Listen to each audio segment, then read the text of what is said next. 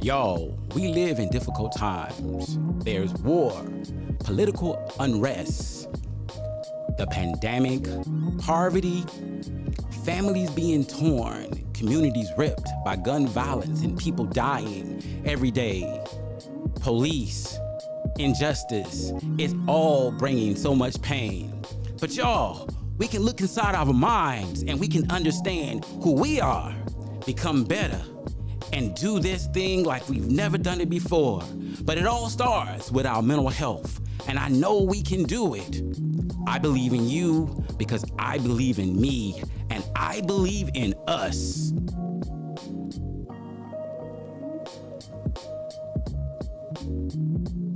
Is the idea of feminism, when you really embrace it, really try to understand it, it's really about bringing people with different issues together and collabing over things so we can solve mutual problems. And it's not just about, women just getting their way. No, it's one of the greatest collaborations that has existed in the world. In fact, I can't think of too many wars that's been fought over feminism. But I can think of religion, politics, of course, patriarchal ideas. We're fighting wars. How many wars has feminism actually started? Wow, I can't think of any. No, there are definitely no women-led world wars. But listen, for the feminist.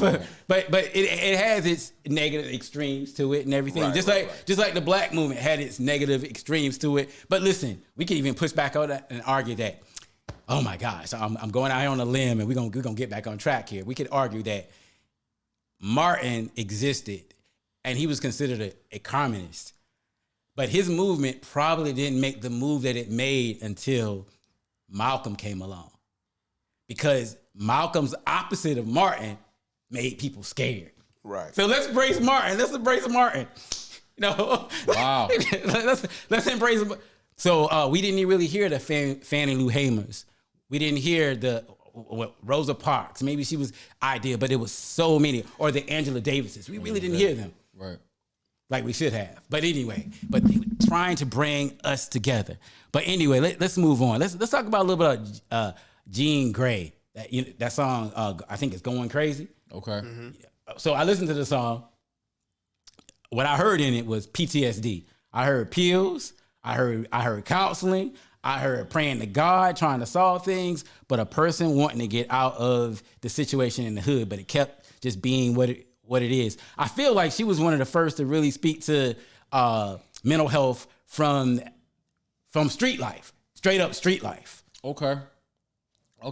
Now, Jean Grae is an amazing artist. She is, though. She's when I first heard Rhapsody, she kind of reminded me of Jean Grae, even though I feel like she's a little bit more. Her cadence, Rhapsody's cadence is a little bit smoother.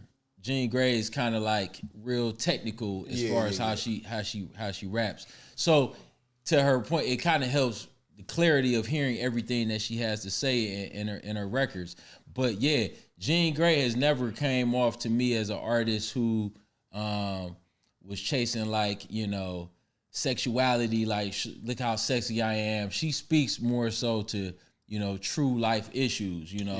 She has records where she talks about her relationship with a man, and more so the introspective side and thinking about how the conversations are and how things can open up their mind. But I think to your point, she does speak about how drug abuse and things of that nature. In that one song, Keep Living, she speak, and I was listening to it recently, she was definitely speaking to how despite the trauma and things that you experience in life don't result to pills and drugs, and she even kind of spoke to her own battle with substance abuse that she had to break from behind how she was dealing with grief, and how sometimes how easily we'll fall down the substance abuse route instead of getting the proper help to really stay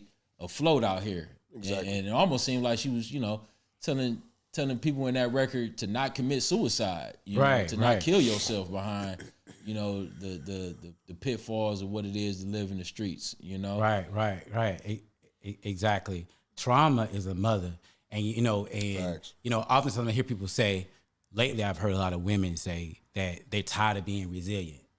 They want things to be okay, having to survive and work through like situations. They want to be okay. And so how do we create a world where people don't have to always be resilient? It's great to be resilient, but how do we create an environment? What do we have to do socially, politically, you know, economically to create a safe environment where people don't have to always be resilient?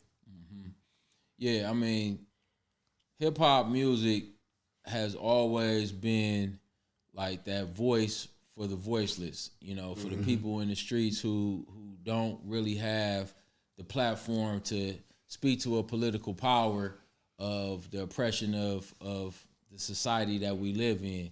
And so I champion artists like Jean Grae, like Queen Latifah, like Monie Love, MC Lyte, you know, those early Sister Soldiers, the ones we named so far, that took on that platform to be able to speak, you know, some realities on what's going on, unfortunately, in our communities. And it's sad to an extent that a lot of the music that came from hip hop, you know, comes from a place of pain. It's not that, you know, picket fences and, you know, just rosy path down life. You know, it's hard for them to find sometimes the subject matter outside of certain things because that's their reality. That's their reality. And you know what? I wonder sometimes when I think about most of the music, at least made in America, does it go down that sad storyline? Sometimes, yeah, it do. Like sometimes I don't want to listen to R&B because, especially if I'm in a bad mood, because man, hearing these lines, you know, after being a therapist and sitting in sessions for hours at a time, sometimes I'm like, man, look, I don't want to listen to nothing that speaks to this kind of stuff because it just brings up all these different emotions and everything. So let me just sit it aside. And so that's when I be pulling out some soca. Soca, okay. Listen, some Patrice Roberts.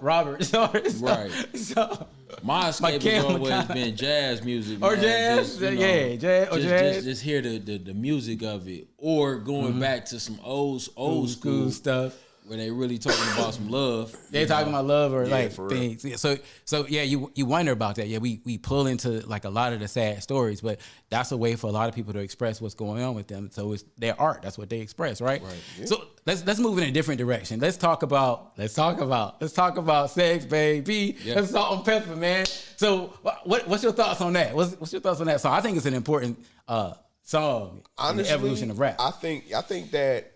You know, the crazy thing is when I'm sitting here thinking about it, bro, like, I feel like the type of issues that needed to be talked about, you know, in terms of what was going on with subjects like our health and knowing things about ourselves, the men completely sidestepped in the women, and the women took the forefront on them things. Yeah, like you know, the same way, you know, Salt and Pepper. All right, let's talk about sex, and also, you know, TLC. And what about your friends? Just what about your friends? And don't go chasing waterfalls. You know what I'm saying? Not like just the fact that they was wearing condoms. Yeah, like as a part of their outfits. Absolutely. Because it was like, this is a message that needs to get across because of what's going on within our community, within us as a people. Like, women took the forefront on that. Yeah, for sure.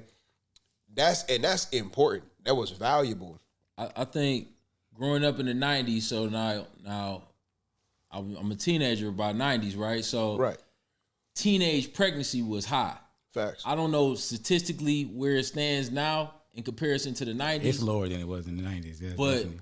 Teen pregnancy was high, so you had a lot, because influenced by the music, you know, people was having unprotected sex and having sex a lot, you know, and I think condoms basically glorifying or telling people to use condoms, you know, shoot, I remember in high school, I believe they was passing them out, you know, to us. Right. But you know, teen sexuality of teen pregnancy was high, and the scare of AIDS, you know, just the word AIDS, like we get scared about the word COVID now. Right. But in the 90s, AIDS was like, oh, you got AIDS, I don't even want to be in the same room with you. Right. And hold on, in the 90s, I think there was a particular individual, Magic Johnson, who came out and he said he had HIV. Man, that brought it to a whole nother level of awareness. Oh, that skyrocketed the term and just the awareness of it, like you said. But to your point, Salt and Pepper and TLC, they almost became the spokesman to protect yourself and to stop yourself, because they knew through the music. I mean, hip hop, it was big in hip hop and huge in R&B. Just talking about sex, you know, just not even relationships, just having unadulterated sex with people. They knew that you wasn't gonna stop the sex craze, so it's like, let's do something to stop ourselves from catching diseases, Right. and from, you know, unplanned pregnancies, you know, because you have in that same era, going back to Brenda Had a Baby, you know, Pac spoke of the traumatic truths of what can happen, you know, when a teen gets pregnant and, you know, not ready for that stage of life. Right. So, yeah, TLC, man, I mean, they definitely embodied that movement. So let me say something about TLC and Salt and Pepper. Definitely, they was sending these messages out, and I love don't go chasing waterfalls. Listen to the rivers and lakes that you used to. You may not have it your way at all, but you might be moving too fast. The idea of being impulsive, just doing things. Left eye. Yeah, so yeah, she was tearing it up. But I also felt like with those two groups that now embracing at the same time, while Salt and Pepper was sending this message about sex, they was also speaking more to women's sexuality and being able to express, and women being more assertive in what they experience in sex. And also that look, that image, more that image of being sexy. I thought they brought that to the table also. Yeah, for sure. Because you know, again, we talking about women, you know, working operating in a male dominated space. We talking about, especially, you know, the way that you know, particular guys are able to move around and can just go from woman to woman to woman, and like women were just, you know, at a point by a lot of guys, you know, looked at as just, you know, a plaything, or things, you know what I'm saying, in general. Things is already a problem, but things to be used. So it's these types of records that we talking about that were also intended to speak to these women, these young women especially, and let them to give them some more understanding that you don't have to just bend to the will of the man and just give your body to any guy. You have the control, you have the ability to say yes or to say no, and also to be responsible if you are going to be engaging with these different men and doing what you're doing. And that's your choice, you know what I'm saying? To embrace the fact that you have the control and the say so, and that was a necessary thing that I think needed to get across too. Gotcha. I was gonna also say, in that space of like giving women like the sexual confidence in the space, going back to that song you mentioned earlier, MC Lyte, Gotta Get a Roughneck, right? I remember hearing that song and feeling like, oh, now they in the driver's seat. You feel me? Oh, they calling the shots. Oh, this what you better do. You better be this type of dude, or I ain't about to be with you. You know what I'm saying? So I think artists like that gave women more confidence in those spaces of relationship to be like, to say, this what I want. Yeah, I'm not just gonna be whoever choose me. I'm gonna do the choosing. Facts. I'm gonna be the one who gonna say, you the type of dude I want, or I'm not taking you unless you this type of dude. You know, so I think both of them MC Light with that song, Salt and Pepper, you know, with the music that they made, you know, because they had what's the Shoot. Oh yeah, I shoot. want you know That was my joint, bro. you know like so fire. that song was another one that was just like you know Pepper was kind of basically letting it be known like if you ain't this Tretch type of dude, you know you ain't gonna be with me. You know I need this type of man. Or you know, you can't be no half stepper. You know, you got to be a strong and long type dude. You know what I'm saying? Like making it seem like that. So, yeah, I think that gave women a lot of confidence in that space. So let me ask you guys this.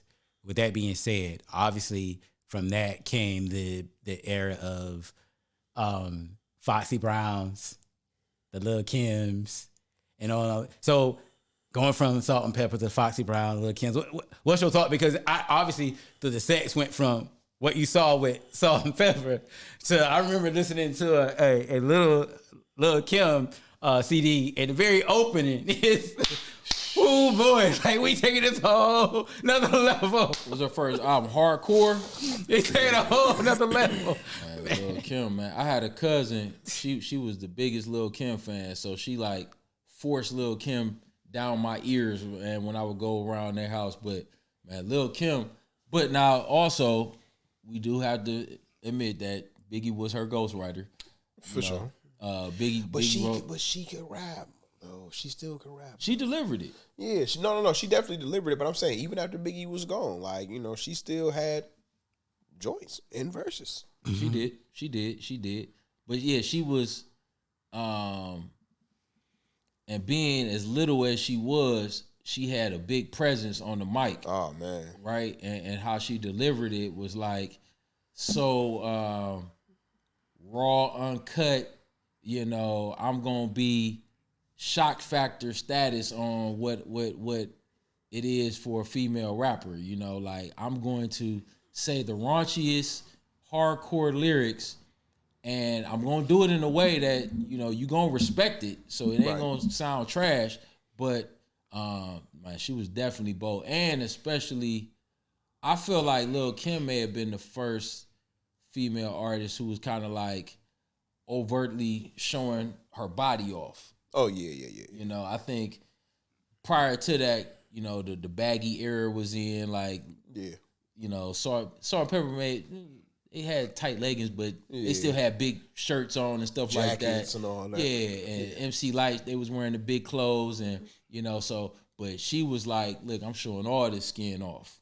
Right. And it ushered in a whole nother era. It did. So let me ask you a question.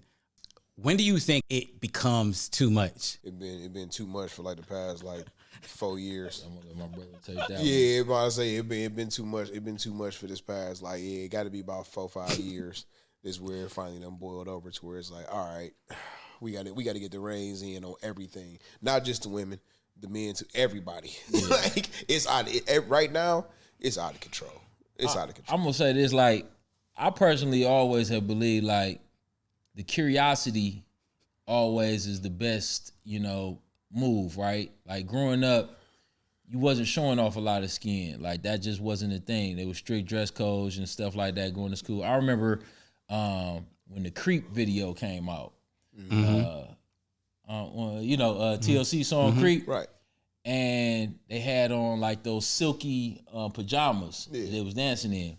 There was one quick scene in there where they was doing a dance move, and you seen a little side boob of a little side boob, not even a full clean, just a side boob of T-Boz. Me and my dudes came to school and was like, bro, did you see that video, man? You seen a little bit of the, I can't believe it. That little scoop of boob on the side. And our imagination was enough to, for that side. We didn't even need to see her whole body to be excited. You know what I'm saying? Just a little side. And for it to get to where it's at now, it's to me, I feel like it's become devalued. Yeah. The beauty of women, right? Because, curiosity of just wondering, man, I can see how she looks, but I don't see fully how she looks. It brings more enticement or curiosity to to me in that era of what the beauty of a woman was. But then now, I feel like because it's so overtly exposed, it devalues the beauty of what a woman is. You know, woman is literally, in my opinion, the most beautiful creation God ever created. You know, that's why you say wars. It's definitely been some people who done got killed over a woman before. Oh, yes, sure. definitely. You know what I mean? And feelings get really attached because a woman is just such a beautiful creation. And I think it's become saturated with just exposure of how beautiful they are. You know, you got to cover that up some and be a little bit more modest, and then make a man feel like there's this pursuit to get you now, you know? Right. Which is why I feel like, like, I don't want to call it the experiment, but I almost feel like it's like the experiment of America is interesting to observe, because you look at, like the Middle Eastern countries, you know what I'm saying? We may disagree with how they do a lot of things, but at the same time, there are quite a few things that I feel like we can learn from, having that, like you said, that modesty or just that respect, to not be, it's like too much of anything can be bad. Yeah. And I think that is the example here would be too much freedom to just do and say and be absolutely however is clearly showing to be bad in quite a few ways. You know what I'm saying? Like, we should have some type of checks and balances, not necessarily government imposed, but like, man, like somebody got to say something to keep people heads in check, because people just get more and more free to just do and say and move however. And so, you see the results here by comparison to these other countries. We may still have more money. We may still have bigger military, more power to impose on the rest of the world. But at the same time, within our country borders, like, it's so much that's out of control. Absolutely. That make us look like a joke to the rest of the world, that we don't even have under control, that we don't even realize, like, bro, like, America is like the Sodom and Gomorrah, like, come on, man. thing, bro. So, like, come on. I get you guys. That's really good. And I think what you said, anything done to excess becomes negative. So we do anything too much, whether it's talking about thugs, talking about money, talking about women's sexuality, the over sexualization of them. Any of those things we do too much. If we just sit down, frankly, and we pray too long and we don't get up and do nothing, then it becomes a negative thing. And so what we have to do is find balance with this stuff. So so we can find a way for women to be, like you say, to be sexual and express themselves, but at the same time, let's check it. And also these dudes out here that's trying to act like, hey, they got 1,000 women or whatever. Let's check those messages too, because that ain't cool either. So trying to find this balance, because one of the things is I think, and this, I'm gonna go to this next song. I think is Cobra by Megan Thee Stallion, when she talks about being depressed and wanting to actually slit her wrist and wanting to drink and all these things. But if you see the video, it's like boom, like awesome. Some people can watch that video and listen to that and not really see her. And see her struggle, because they paying attention to everything else around it. Like I said with the Ronnie Love record, you know what I'm saying? Same thing. Same thing, a different way. The beat in this, now it's just her, just seeing her and not really paying attention. And I get the concept of having to shed off, a snake has to shed off their skin. Right? So you see it and you understand, well, this woman was really struggling with all the fame and all the things that she has right now. She was struggling, obviously lost her own mom, the situation that happened a few years ago with being shot and working through all those things, impacting her. And, oftentimes with women, they talk about with men, is that they say men swim in shallow waters. A lot of times women want men to be attracted to them, but oftentimes what we do is we get attracted to what we see physically, and we don't really care about the depth and really getting to know them. And which we know in long-term relationships, personality trumps attraction. Absolutely. So And it's funny because you about to go to Megan Thee Stallion, or Nicki Minaj, but kind of staying in that 90s era. Like, I feel like, you know, for one, Lauryn Hill, and then two, I was gonna mention Erykah Badu. And the Soul Aquarians. You know, when it came to what was so attractive about them was how intelligent they were with their thinking and their introspective lyrics about just philosophies of life, like from a spirituality standpoint, from a cultural standpoint, from just, man, like the style of it. To me, that was the most, I mean, me and my homeboy, when we had the biggest crush on Lauryn Hill growing up, right? And it was just how embracive she was with just being an intelligent Black woman who knew how to articulate herself with her words, her lyrics, her thoughts. Like, everything about Lauryn in that era that she came up was like so like bold and different in comparison to, you know, where it was starting to become, because she came up kind of in that same era as Lil' Kim and, you know, the Foxies, where, you know, they were starting to introduce the overly sexualized aspect of it, but she was more so standing on, I'm not going to show you none of my skin like that. I'm going to make you be attracted to me, but how intelligent I am, how my mind works. You know, that was what was so intriguing about her. And Erykah Badu too. You know, I was gonna, you know, mention her in the hip hop conversation just because I felt like lyrically she was on that same level. She was straight head wrapped up, you know what I'm saying, garbed down, you know, to the fullest when she came out. But her whole style was so intriguing. I think that's why she was able to captivate so many hip hop dudes, you know, because mentally she just was on a whole nother level. Yeah, you know? And yeah, I think her music also reflected some spiritual beliefs and attitudes that she had, and I know I was curious about what she was saying when she was talking about the mothership. Like, what is she really talking about? She on some George Clinton Parliament type stuff like that. Yeah. So those things are important. So since you brought up Lauryn Hill, you know, a couple of songs I thought about with Lauryn Hill was Doo-Wop. You know what's your thoughts on that? You know what I'm saying? So just the same thing. Salt and Pepper, TLC. You know what I'm saying? She touched on that same type of thing in a very different way, just because of the production of that record having that classic feel to it, that old school just calling it doo-wop already. You know what I'm saying? Everything about that. But that's what made that record so creative, to be able to package up that message, but then to be able to again speak to these young women. You know what I'm saying? Look, my bad. I was about to. I was just putting up the lyrics to it, man. I didn't want to play. I don't want to get censored for it. Man, you already know. Yeah. Look, all it takes is about 2 seconds, bro. They be like, demonetized. All your money goes to Lauryn Hill.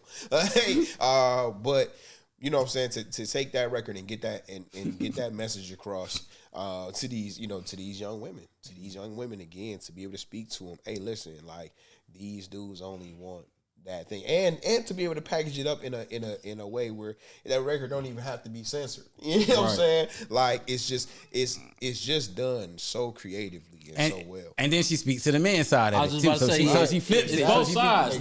Exactly. She get on both levels on that song, man. Exactly. Like, she flip it over for the men too. Come on, bro. She don't come off as contradictory, like, you know, women can't be foul in certain aspects too, you know, or how you know, just the duality of humans can be complex like that. You know what I'm saying? So yeah, that song right there is like, right. So that's exactly where I was going, because what she did was took what, like I said, like what Moni did, what TLC did, what Salt and Pepper did, and be the first woman to speak to, like we said, both sides, to speak to the men. She was the first woman that I can think of that said, look, we got to get this message across, but I'm gonna speak to both sides of it.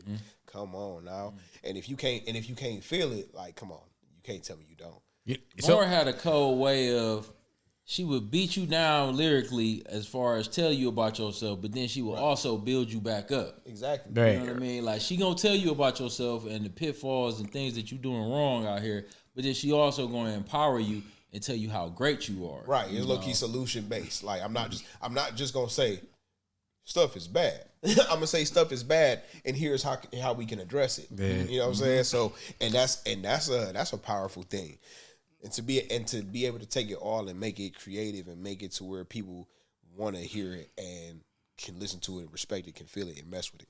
You know, so I think what she did, and also Salt and Pepper, they spoke to this instinctive thing that we have that lead us to be attracted, and understanding that that in itself was not adequate, that we need to get to know, we need to understand more about who's in front of us. You know, when we first meet people, that, you know, there's an instinctive thing that says, hey, you know, that first 8, 9, 10 months, there's a part of our brain that's pushing out these endorphins that make us feel a certain way when we're around this person.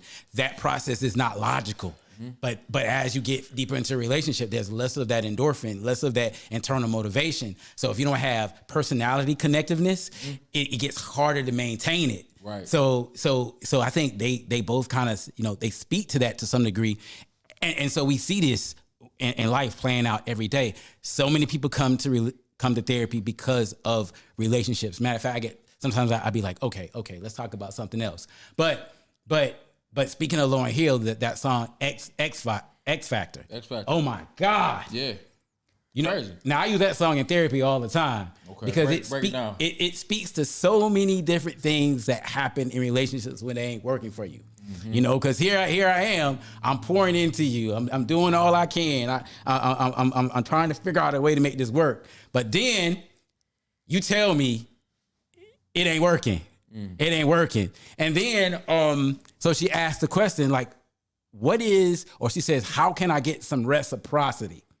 Reciprocity is about the exchange. I like to call it the emotional exchange. Like, so you should be able to put into a relationship and also get back. So there's this exchange. So if I'm just constantly doing withdrawals, and putting back in, eventually my bank account going to be in the negative. My emotional bank account is going to be in the negative. And that's when people are going to start really feeling sad. Right. So when people are asking for reciprocity, they're asking for some exchange. Right. But then I try to walk away. You hurt yourself. Right. To make me stay. It's toxic. The thing about...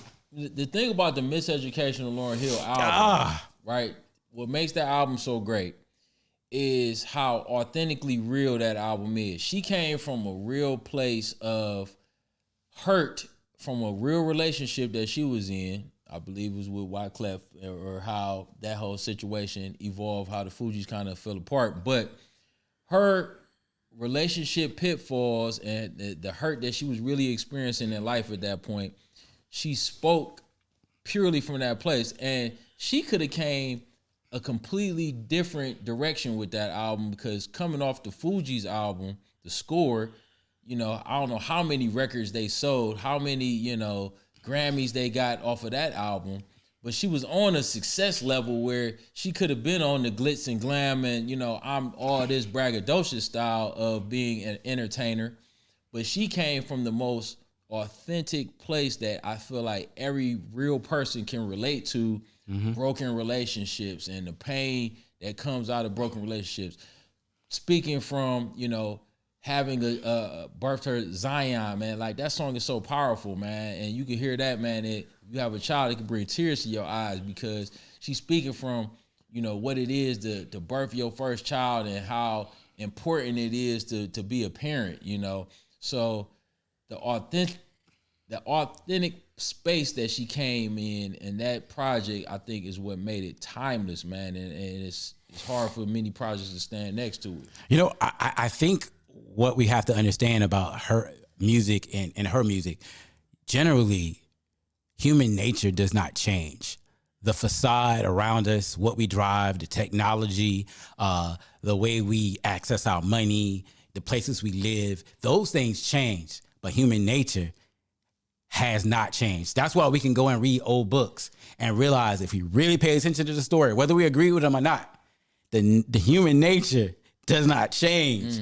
People been desiring and wanting to be loved and have purpose and being in good spaces ever since mankind has existed. Right. I always tell people, if you think being liked is a new thing, when people lived in clans, they needed to be liked. It was necessary. It was a part of their survival. So, because if you was an outsider and people didn't like you, you was always more in danger. Because if they didn't like you, if something was to happen, you might be the person that's left out. But if you was liked, if you had a sense of purpose in the group, people will be more likely to protect you from danger. Yeah. So we live in a society now that people who are isolated are more likely to hurt themselves. Typically, we feel isolated because we're not connected, right? So those are things we experience now. And one of the best places to see it is to go on social media. People always focus on how many likes did I get? Well, that's an old school mentality playing out in current technology. So Lauryn Hill, she does it well. She talks about those things very, very well, man. And go ahead, what you want to say? No, man, it's. You just wish you would have more verses. I just wish she had more verses. Because, bro, like, honestly, I don't think I can point out a female verse, or one record that I would lyrically say is better than Mystery of Iniquity. I can't. I think that's the best thing that any female ever wrote. But it's only one. That's on the Unplugged. Yeah. Whoo! But it's only one of them. You know what I'm saying? But okay, Lauryn Hill, and she said this, the industry of music robbed us of Lauryn Hill having more music, because I feel like after she gave them the Miseducation of Lauryn Hill album, the record industry wanted to capitalize off of selling more records and forced her immediately after that album was successful. We need another one. We need you to come out, and like she was a factory machine, where that album came out of such a pure space, and even the Unplugged album came out of a pure space. Art, you as an artist know somebody can't just tell you, hey man, paint this picture right now. You know what I'm saying? And you feel inspired to do your greatest art. She's such a pure artist. I think that was her level of rebellion to the music industry to say, no, you're not going to force this art out of me. I'm going to give it to you when I'm ready and I'm in a pure space to get it. And I mean, they corrupted it so bad, they found a way to, villainize her. And she even did some prison time behind taxes and stuff like that. She should have been protected in a way safer space. So her as an artist, that's like Andre 3000. Like, you can't just force great artists to just do it on your time. They got to do it when they feel inspired to do it. And I feel like that's what it was with Lauryn. I think she was just rebellious to the music industry to say, I'm not about to be stamped out like a factory. I'm gonna give you this art when I feel inspired. I feel you. I do. And at the same time, on both of the examples, front her and Dre, it's like, I get it, but maybe it's just because as an artist myself as well, in multiple forms, I also look at it like I only get to do this one time. You know what I'm saying? I only get to do this one time, and it's like I have had situations where I have decided, no, I'm not doing this. I'm not doing this y'all way. I'm not doing this on y'all time.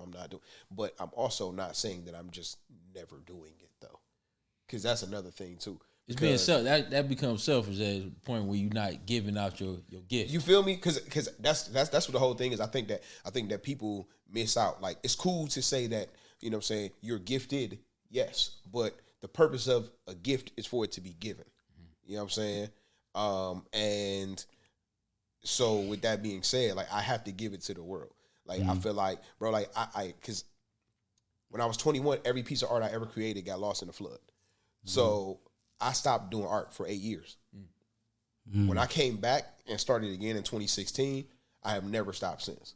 Like, I got to a point where I wouldn't let a day go by that I didn't at least add something to a piece that I was working on because I know I can never get that 8 years back. And as good as I am right now, where I can make a living off that art, I can only imagine how good I could have been if I had that time back.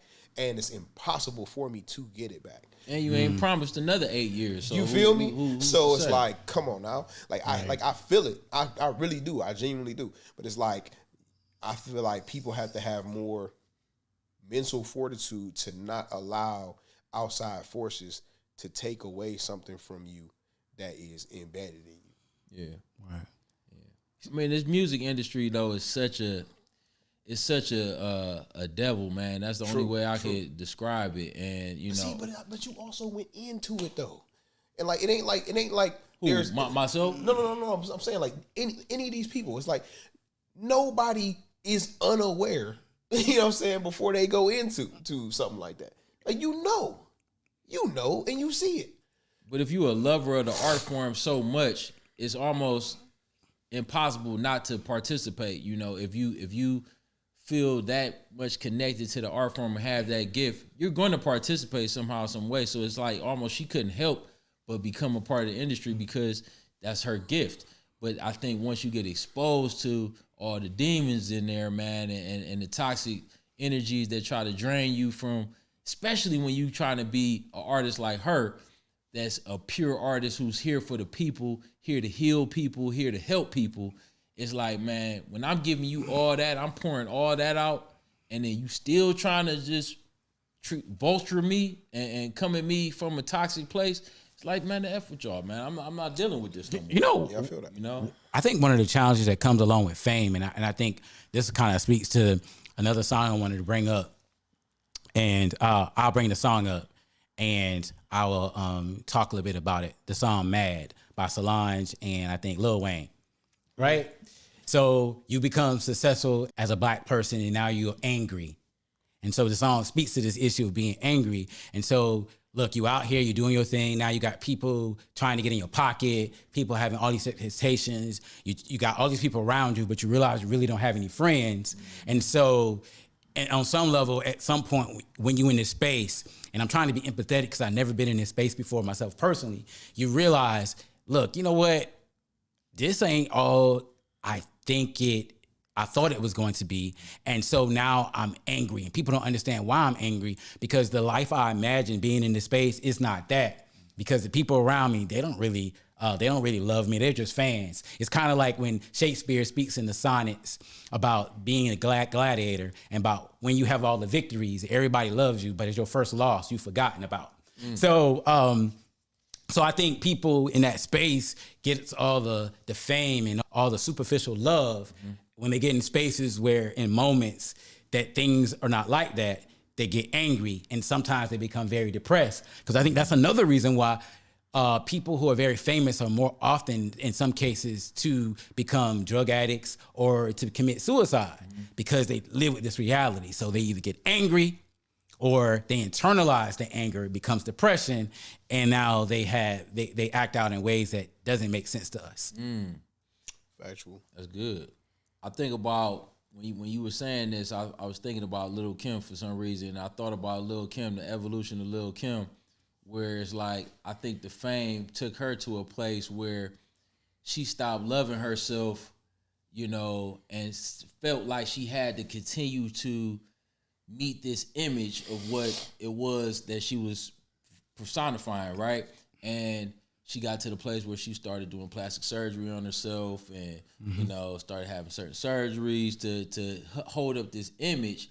And I think there's a level of depression that came with her from having to continue to try to be in that space of satisfying the public and satisfying people with this image of who I am and who I'm trying to portray.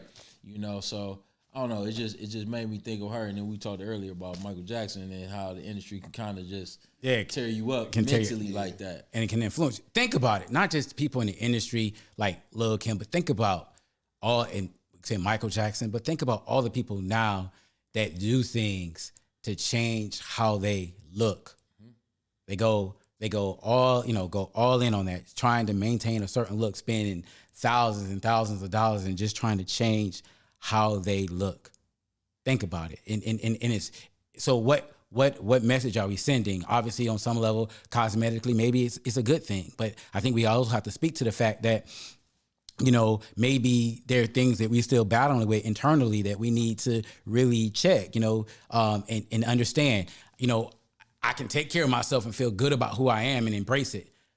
When I was a kid, I used to get picked on for being dark skinned. I always called it all these crazy names and stuff. And my mom would always be like, and having strong black features. Let me say it like that too. Right. But I would get picked on for those things, right? My mom would always say, the blacker the berry, the sweeter the juice, man. You say, you just look like a black man. That's all. Ain't nothing wrong with you. But that stuff stuck with me, man. Stuck with me. Yeah, definitely. Huh? I said definitely. It stuck I've been dark mark my whole life. Like, You've been dark mark your whole life. I hate y'all.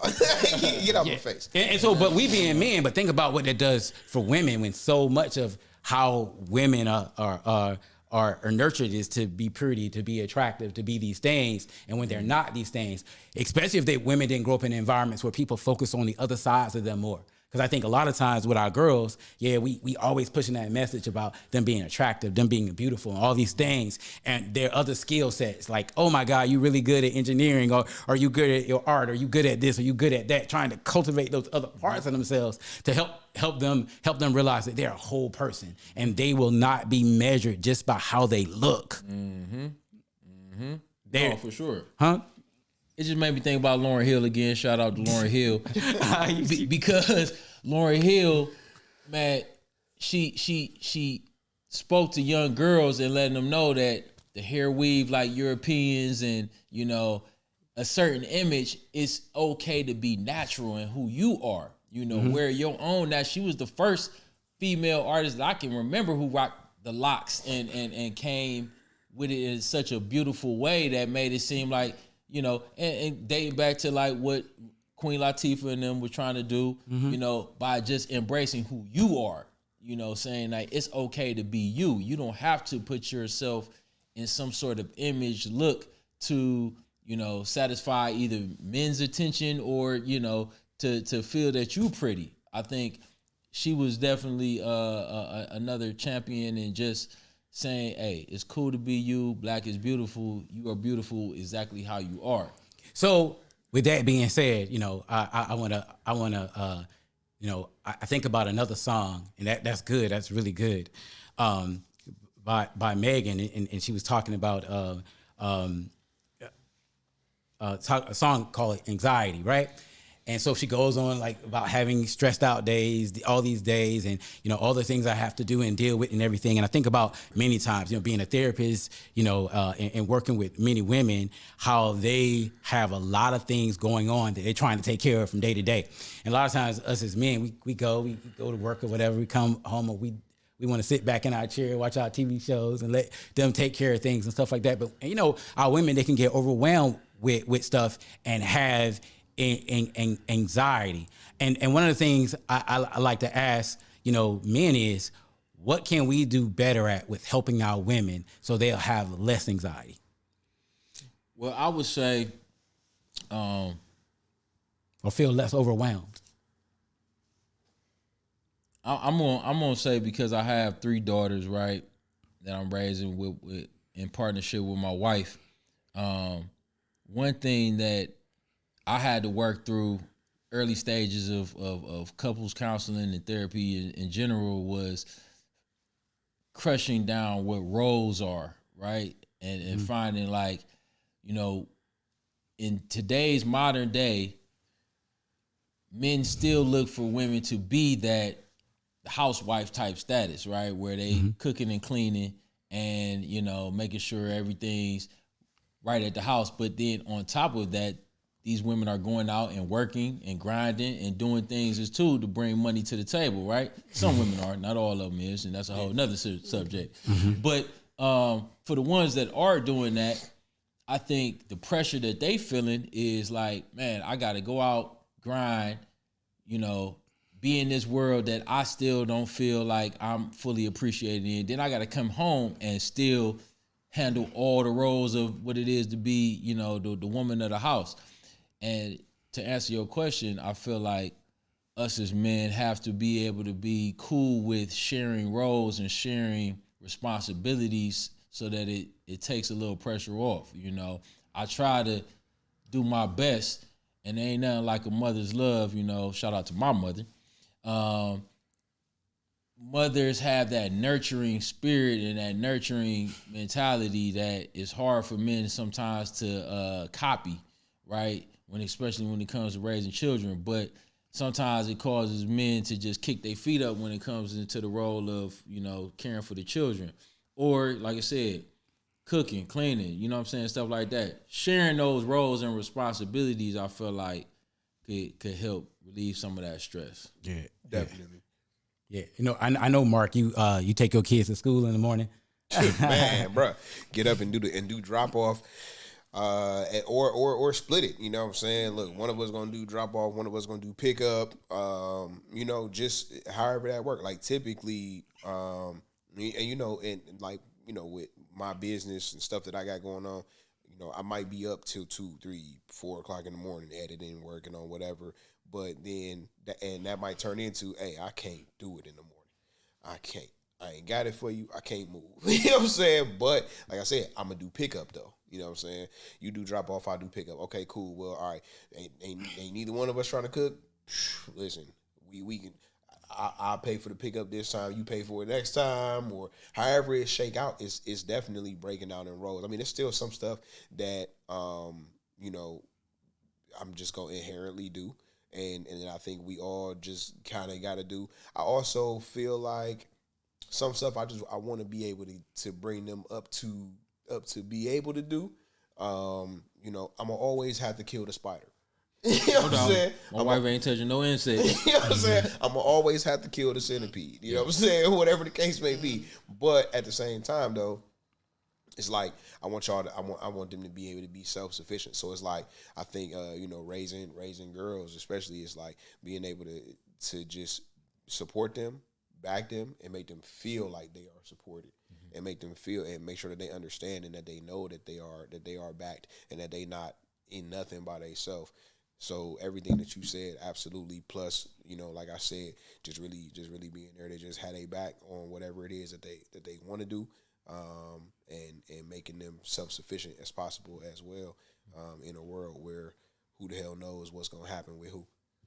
Thanks. No, I'm going to add to that. You know, I think it's critical quality time. You're spending time with your kids, speaking life into them, you know, telling them they're beautiful, not just because of the way they look, but because of what they do with their hands, what they can do with their feet, what the words that come out of their mouths, appreciating and celebrating all those things. And matter of fact, you don't have to focus on the look so much, but focus on what's in their heart. Yeah.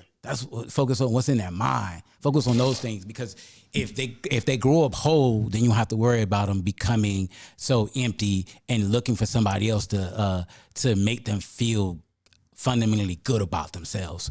And so being there, you know, encouraging them in school, you know, I love the idea of taking my daughters to school, my children to school, because I think what that does is that provides an opportunity for us to be able to talk. You know, one of the scary things is, you know, which we all have to continue to be intentional about, is oftentimes men may not spend no more than 20 minutes a day with their children. But then we might be the ones that come and call ourselves setting the rules and expectations of guidelines.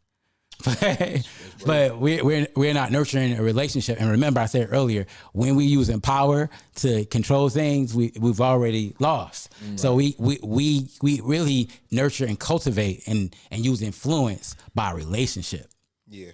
That's by cultivating the relationships. I mean, sometimes, you know, cleaning up around the house, doing some chores, all those things, you know, help make the house and life experience, I think, much, much better, man. You know, one more question I want to ask you guys. I want to thank you, because we've been obviously talking about a lot of things, you know, self-esteem. We've been talking about PTSD. We've been talking about being angry, women's sexuality. All these things impact people's mental health. And I think it was critical that we talked about these things. But one thing I asked earlier about, you know, do you like women? Because we can hear them, but if we don't like them, what do we really hear?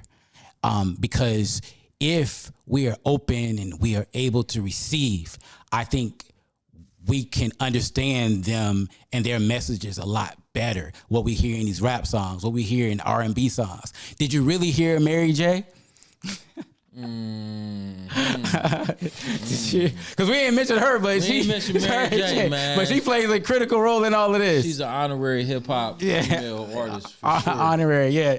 So let me ask you guys this, in kind of closing this out. To be a man that can hear a woman, where do you have to be in your own self-esteem in order to receive it? Do you think that the better you feel about yourself, it makes it easier to hear what women have to say? Or do you feel like if you trying to find yourself or you feeling uncomfortable about who you are, you can relate better in some way? What do you guys think? Watch. I feel like it don't matter who it is for me, man or woman. There you go. Like I can, it's like if I can respect who you are and be confident in who you are and you're confident in who you are. Like I know that you know what you're talking about. You know what I'm saying? Like if I know I can put weight and value behind your words, then I can receive it. You know what I mean? So I see it that way. You know what I mean? Like if somebody who ain't never done this, you know what I'm saying, this production stuff, to come to me and try to tell me how to do it, it would be like, who are you? What are you talking about? But somebody like yourself coming and talking to me about mental health, I'm listening. Right. You know what I'm saying? I know your credentials. I know I can trust you. I know your background. You know what I'm saying? I know some of your history. I know, you know what I'm saying? I know your tenure in what you do. Don't believe the hype. No, for real. So I mean, you know, so I see it like that. You know what I'm saying? It doesn't matter who it is, you know, like my mother then had infinite experiences and I know that about her. And I also know that you know, even though I know she's somebody who I should listen to, who I should respect, so on and so forth, as a teenager, she used to tell me things and I'd be like, yeah, all right, whatever, and still go do what I wanted to do. And then every single word she said, it rang true at some point. And then I'm like, damn.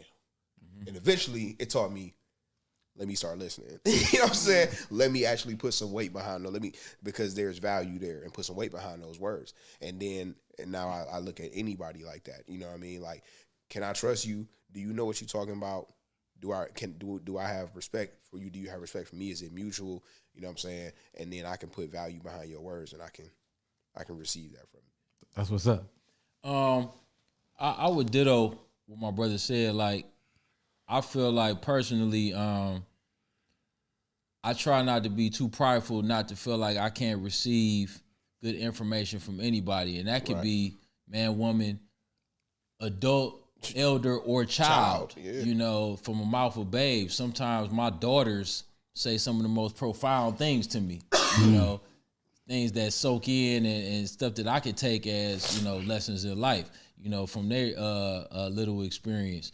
But you know, the value in women. You know, and you know, women are some of the most loyal human beings that I know. You know, just as far as their heart's intentions, right? You know, and as far as like, you know, being a man, being in the men environment, a lot of times I know that sometimes, man, men can be off the chain, man, and you know, so sometimes we can come in a space of competitiveness where we'll do anything to win, whether it can, you know, be the most honorable way to do it or not sometimes, you know. And this is no knock to the solid men that are out here, but you know, men can sometimes have those type of intentions, unfortunately. But I think a lot of times in a woman's nature, it's out of purity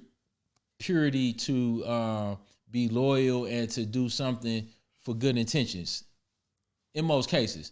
And I just thought about when you asking that question. This Common, he got this song where he talks about if women ruled the world, or if women, you know what I'm saying, were in charge of everything, how better off certain things would be in Earth because of just as far as intention, I think. You know, it wouldn't be so much, like you said, a lot of the wars that go on, you know. are because of men trying to be in power or trying to have dominance over certain things instead of finding a way to, you know, when you look at girls, man, they can commune in a way more natural space sometimes. You know, they can commune in a way, but you know, it could be other sides to that too. But I think women bring a lot of value just in their heart's intentions when they're cultivated purely. You know, when they come from a space where they're loved and, you know, they've been showed love, I think you can get so much value from them spaces, man. And I was blessed, man, to have some great women in my life, from my grandmothers, you know, to my moms and the females in my family, that I feel like all of those women, you know, come from great stock of you know, trying to push our family and keep the family together in a pure space. So I could take plenty of great notes from women. Yeah. Gotcha. That's good to hear. And I hope that our goal was to talk about mental health, talk about women rappers, but also get people to explore how they feel about women. Do they really like them?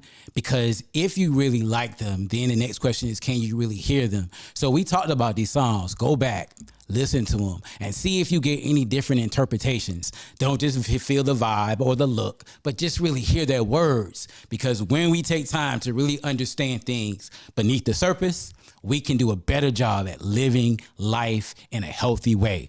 I want to say thank you for listening to this podcast. G-Mal, BK Watts, Gerald McGee, your friendly local licensed therapist here in Cleveland. The 216. Yes. So if you like this episode, please like us and subscribe. Leave your comments. I appreciate all the comments. We've been getting them. Keep them coming. We also got another part of this episode coming up where we're going to talk to the women. We're going to hear what they got to say. So girls, holla if you hear me. But anyway, I'll talk to you later. We out.